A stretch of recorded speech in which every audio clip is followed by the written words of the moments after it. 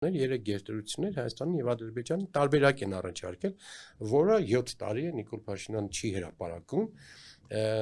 ինքը կարծես թե այսպես փորձում է հիմա սկանավորել, դա ծիծաղելի է, այսինքն փաստաթուղթը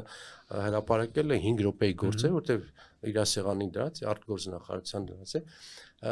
եւ իրենք պարտավոր են հրապարակել ոչ միայն այդ փաստաթուղթը, թող հանկարծ բանի չգնան։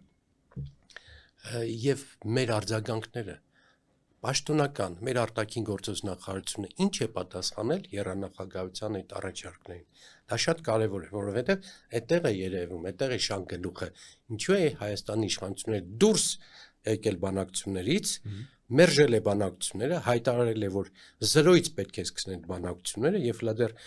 լոփո խոսում էր, որ եռանախագահներն էլ պետք է դեռ բացատրեն, թե ինչ է նշանակում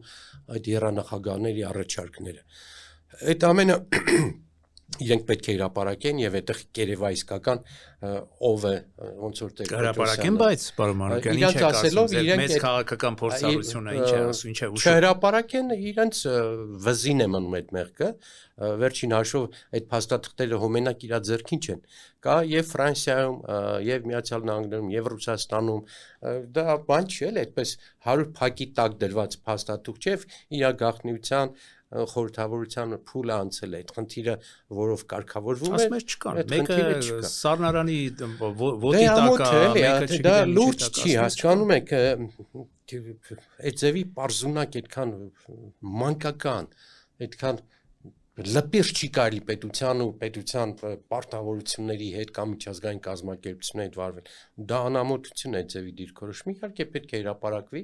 եւ տեսնեն ով ինչ է արել, ոնց որ ասում են, ով է ծախել Ղարաբաղը եւ ով է պահպանել այն, այդ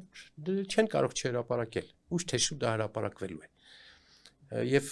կրկնում եմ, շատ բաներ կպարզվի,